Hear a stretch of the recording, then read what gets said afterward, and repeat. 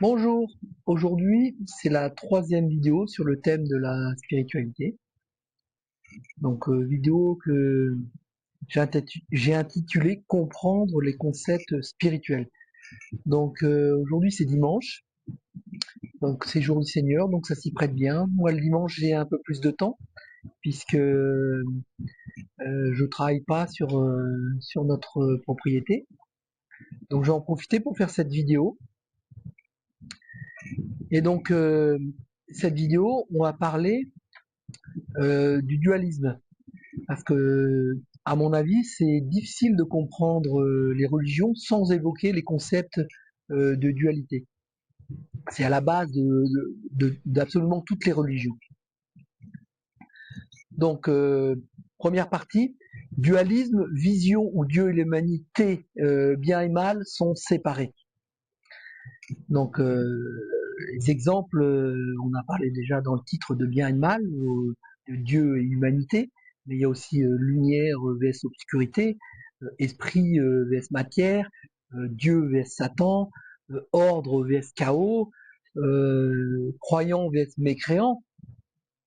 Et donc, ce qu'on constate en étudiant un petit peu les religions, c'est que toutes les religions qui se sont imposées sont dualistes. Donc, que ce soit l'islam, le christianisme ou le bouddhisme. Même si dans le bouddhisme, il y a différentes écoles. On va en reparler. Parce que ce qu'il faut voir, c'est que la dualité est un concept de ce monde. Donc, on y est sans arrêt. On est baigné dedans, dans le dualisme. On va apprécier, par exemple, le chaud parce qu'on a eu le froid.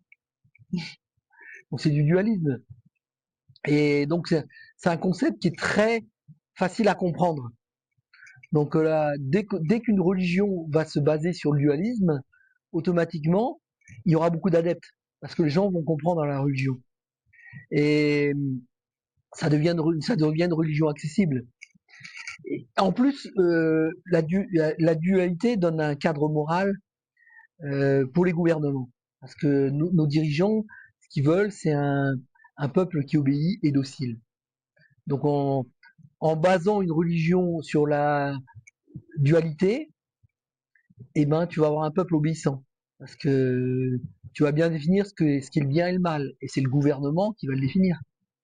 Donc le peuple va obéir pour respecter euh, euh, la religion qu'elle y croit, mais qui est plus ou moins manipulée par les gouvernements. Donc moi, je veux choquer personne. Dès que je sais que on a tous nos croyances. Une fois qu'on a des croyances, pour changer ces croyances-là, ça devient quasiment impossible. Moi, je travaille ici sur ma propriété avec des gens qui ont l'habitude de travailler avec une machette et j'ai une hache de bonne qualité avec un manche très long. Et de temps en temps, ils ont des gros arbres à couper. Je leur explique qu'avec la hache, ça va être plus rapide.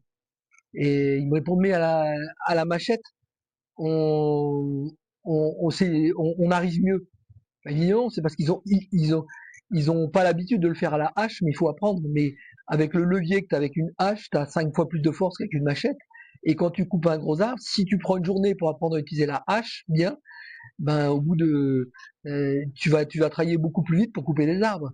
Ils ont la croyance que la machette ça coupe tout. C'est pareil pour les religions. Les religions, les gens qui vont à l'église depuis leur enfance ou qui vont à la mosquée, croire dur comme fer dans ce qu'ils ont lu dans les textes sacrés à 100%. Maintenant, je dis pas que les textes sacrés, c'est qu'un tissu de mensonges. Il y a une part de la vérité, mais il y a une part aussi de textes qui ont été manipulés, pas toujours volontairement, hein, par des gens qui ont mal compris le discours des prophètes ou des pressions gouvernementales. Que ce soit dans la religion musulmane ou dans la religion chrétienne, il y a des apôtres qui ont été qui ont eu le droit à la peine de mort parce que c'était le blasphème. Par exemple, dans la religion chrétienne, il y a eu l'apôtre Étienne. Dans la religion musulmane, je me souviens plus de son nom, là, mais il a dit je suis Allah. parce que il avait eu un fana. Ce qui est un fana, c'est une reconnexion avec Dieu, et au niveau de l'islam, hein, fana. Et ben, il a eu la peine de mort, blasphème. Donc ça refroidit. Après, les gens qui ont ce genre d'expérience, ben ils vont se taire. Voilà. Donc maintenant mon but c'est pas de comment ça s'appelle de dire aux gens qui croient dur comme fer que la Bible euh, tout est dedans, ou que le Coran tout est dedans, ou quel que soit le texte, quelle que soit l'école bouddhiste ou hindouiste, la même chose. Moi, je fais ces vidéos-là parce que ça me fait plaisir et parce que je pense que peut-être que même si je peux aider 10 ou 15 personnes à réfléchir et d'enlever un petit peu les œillères pour regarder un petit peu à droite et à gauche, et ben peut-être que ils vont découvrir certaines choses qui vont leur permettre d'avoir une vie beaucoup plus heureuse. Voilà. Euh, donc, je voudrais terminer sur cette première partie qui est le dualisme, sur le fait que Dieu, tout le monde va s'accorder pour dire qu'il n'est pas de ce monde. Et donc, lorsqu'on parle de dualisme, c'est un concept de ce monde. Alors, comment euh, on peut imaginer de façon certaine que Dieu, qui n'est pas de ce monde, va avoir les mêmes règles que ce monde-là, qui est un monde dualiste. On peut peut-être imaginer que Dieu vit avec d'autres règles que les règles de ce monde-là. Et en fait, ce que j'ai fait en étudiant les religions, c'est que j'ai constaté que euh, les religions dualistes sont souvent une étape vers la transcendance, euh, de Dieu qui passe par le non-dualisme. Et parce que, en gros, on voit, quelle que soit la religion, encore une fois, je vais prendre des exemples dans toutes les religions. Il y a des religions que je connais mieux que d'autres, hein, mais j'ai étudié un peu toutes les religions. Certaines de manière un peu superficielle, mais d'autres de manière plus approfondie.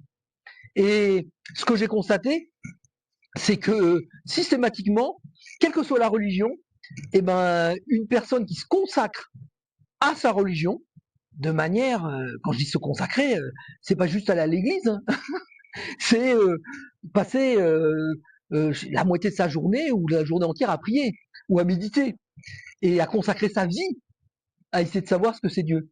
Et ben ils arrivent tous à des concepts non dualistes et qui deviennent universels dans toutes les religions.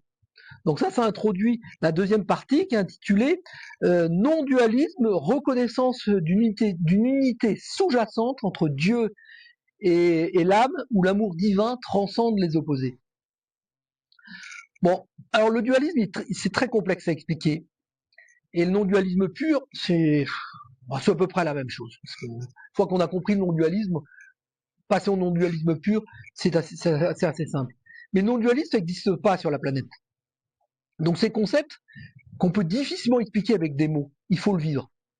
Et donc tous ceux qui ont vécu un samadhi, donc un samadhi c'est l'hindouisme, hein, ou un nirvana dans le bouddhisme, ou fana dans la religion musulmane, ou une vision béatifique dans le christianisme, ben, ils savent de quoi je parle. Et ils savent qu'il n'y a pas réellement de mots pour expliquer dans notre langage ce que c'est le non-dualisme. Mais si je dis, si je commence à vous dire, bah, je peux pas l'expliquer, bah, ça sert à rien de faire une vidéo. Donc je vais essayer de vous l'expliquer quand même. Et c'est pas simple. Et donc il faut déjà avoir l'esprit ouvert. Et puis à partir de ce moment-là, peut-être que ça vous donnera envie de faire certaines pratiques spirituelles pour euh, euh, pour apprendre, pour avoir cette connaissance-là. Parce que c'est une connaissance, encore une fois, que c'est difficile à exprimer par des mots. Bon, alors je vais essayer de passer en revue quelques religions et de vous donner quelques exemples pour vous donner un aperçu de ce que c'est le non-dualisme. Donc, dans l'hindouisme, il y a plein d'écoles. Donc, il y a une école qui s'appelle l'Advaita Vedanta. L'Advaita Vedanta, c'est une école qui est non dualiste. Et parce que si on étudie l'origine de l'hindouisme, c'est des textes qui ont été écrits, qui s'appellent les Upanishads, plus de 1000 ans avant Jésus-Christ. On pourrait comparer au niveau des dates ou au niveau de la chronologie, un peu comme l'Ancien Testament et le Nouveau Testament. Sauf que les Upanishads étaient complètement non-duels, que l'Ancien Testament est complètement dualiste, et le Nouveau Testament, on peut dire que l'Ancien Testament est 100% dualiste, et le Nouveau Testament peut-être 80% ou 70% dualiste et 30% non-dualiste. Tandis que les Upanishads qui ont été écrits 1000 ans avant Jésus-Christ à peu près, étaient 100% non-dualistes. Et donc l'hindouisme, il y a plein d'écoles qui se sont créées sur ces Upanishads-là, et les écoles qui ont eu plus de succès, c'est les écoles dualistes. Parce que y a quelqu'un qui va créer une école, si personne vient dans l'école, la religion ne se développe pas. Et donc quand tu fais une école qui est dualiste, les gens comprennent la religion. C'est facile à appliquer. Donc automatiquement, tu as beaucoup d'adeptes et la religion, l'école se développe. Donc l'Advaita Vedanta, qui est non dualiste, il y a peu de, effectivement, c'est une des plus petites écoles dans l'hindouisme. Mais c'est l'école qui est conforme aux Upanishads. Donc dans l'hindouisme, l'Advaita Vedanta enseigne que la réalité ultime, qui est Brahman, est la seule vérité, et que le monde est une illusion. Donc ils appellent ça Maya, et l'âme individuelle, Atman, on peut appeler soi autrement dans la religion chrétienne, hein, n'est pas distincte de Brahman. La dualité entre soi et l'univers est une perception erronée. Donc le dualisme, en gros, t'enseigne qu'il n'y a pas de différence entre toi et Dieu. Donc maintenant, si on parle du bouddhisme, donc bouddhisme c'est la même chose. Hein, il y a plein d'écoles. Donc il y a une école qui est intermédiaire entre le dualisme et le non-dualisme pur, qui s'appelle le Mahayana. Il y a une notion qui est la vacuité, qui s'appelle Shunyata, et qui suggère que tous les phénomènes sont dépourvus d'existence intrinsèque et interdépendants, transcendant la dualité entre le soi et le non-soi.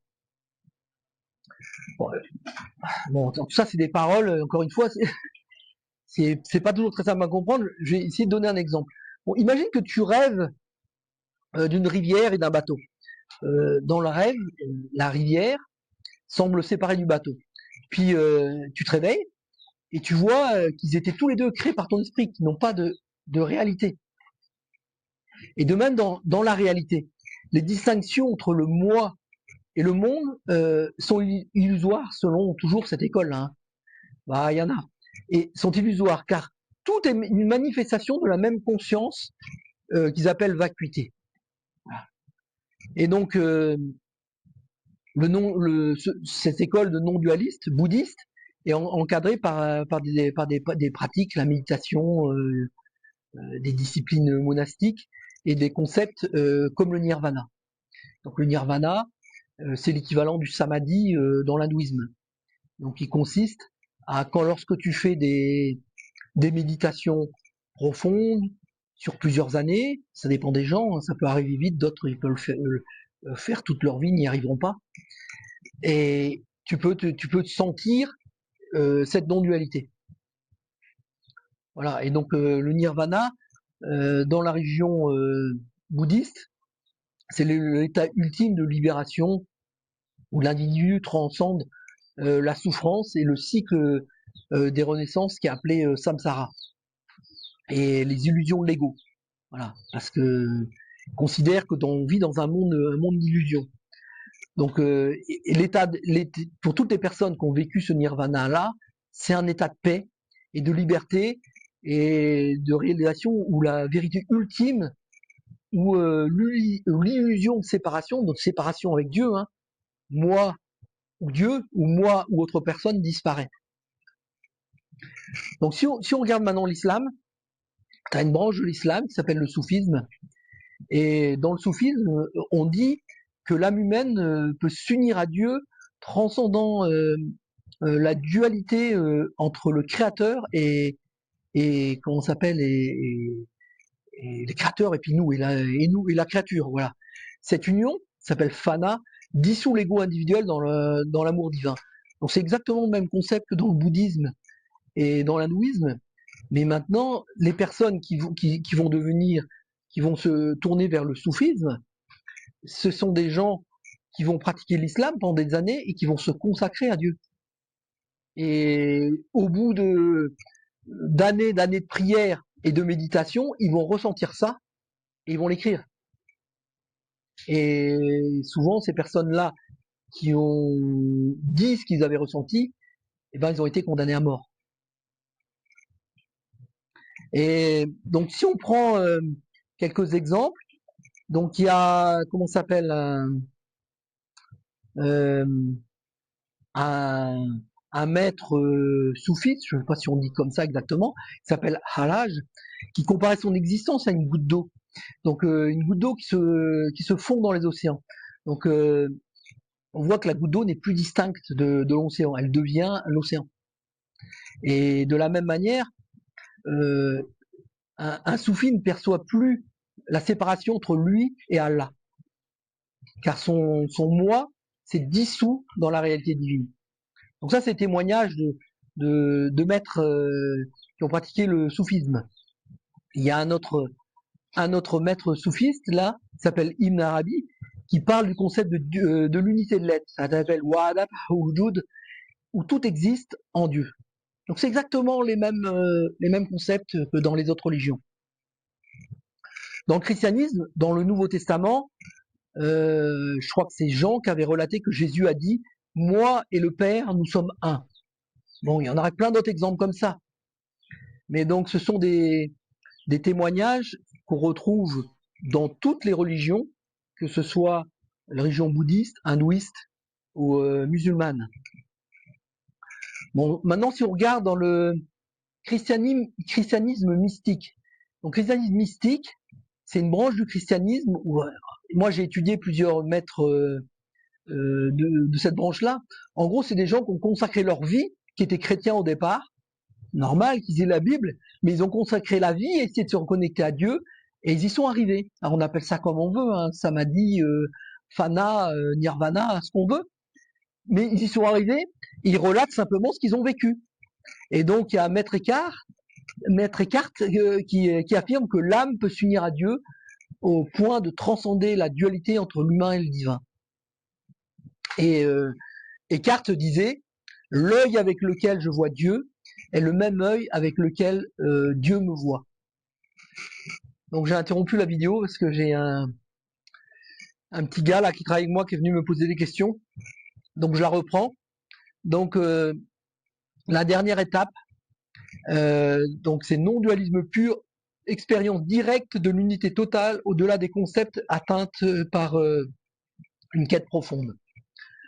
Donc ce que j'ai déjà introduit précédemment, c'est que la plupart des gens qui se consacrent à Dieu réellement, hein, et je peux prendre des exemples par exemple, j'avais parlé de Ramana Maharshi, qui lui a consacré à sa vie à essayer de savoir ce qu'est Dieu. En gros, il s'est isolé dans une grotte pendant, je sais plus, 20 ans ou 30 ans.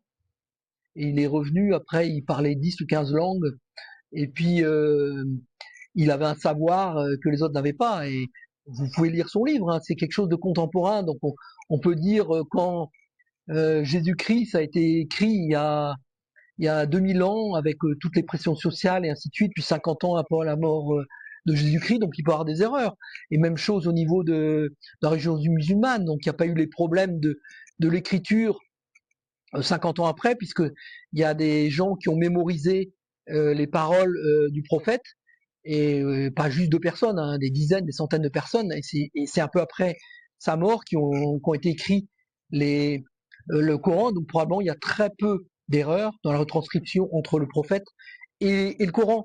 Par contre, c'est la manière dont il a reçu les informations de Dieu qui probablement, à mon avis, encore une fois, pourrait être remise en cause du fait qu'il y a beaucoup de paroles qui ne sont pas des paroles d'amour. Pour en revenir au non-dualisme pur, donc Ramana Maharshi, par contre, lui, il est mort je crois, en 52 ou 53. Et donc, il y a plein de témoignages récents, des gens qui peuvent dire ce qu'ils ont vécu. Et donc, il y a des gens, il recevait des gens tous les matins, son discours était retranscrit sur un livre dans la journée, et ce livre a été publié. Donc maintenant, c'est juste quelqu'un qui arrive, pose une question, lui il répond. Et donc, faut le dire, c'est que c'est quand même très très intéressant. Donc, allez, en non-dualisme pur, je vais essayer de l'expliquer comme le non-dualisme. Mais si vous avez compris le non-dualisme pur, c'est assez simple. Parce que pour résumer, le non-dualisme pur vous explique qu'il n'y a pas de différence entre toi et une autre personne, il n'y a pas de dualité. Mais le non-dualisme pur va au-delà de ça, il t'explique qu'il n'y a que Dieu qui existe. Il n'y a que ça. Il n'y a rien d'autre. Donc, dans l'hindouisme, je vais reprendre l'exemple de Ramana Maharshi parce que je le connais bien. Et donc, il enseignait que le moi individuel est une illusion et que la seule réalité est la conscience pure, le soi. Il n'y a pas de distinction entre le soi et le monde. Et donc Ramana disait, donc toujours dans ces paroles qui ont été retranscrites, le monde est comme un film projeté sur un écran. Donc les images, les personnages, les événements, je vois à peine, semblent réels, mais n'existent que sur l'écran. Et donc l'écran lui-même reste inchangé. Tu peux passer n'importe quel film, tu peux passer un film d'horreur, un film de science-fiction, tu vois quelque chose qui te semble réel, mais ça ne change rien au fait qu'il y a un écran par derrière qui reste inchangé. Et donc il fait le parallèle avec le soi, qui est l'écran immuable, qui est l'écran qui est par derrière. Donc, et l'ego, qui est le monde et les dualités qui sont des projections temporaires. Donc, et quand tu te rends compte que tu es l'écran, que tu es pas l'ego, et tu es l'écran, que tu es le soi, et ben les dualités disparaissent. Donc maintenant dans le bouddhisme, on a une école qui s'appelle le Dzogchen. Donc si on étudie le bouddhisme, c'est comme l'hindouisme, il y a plein d'écoles. Hein.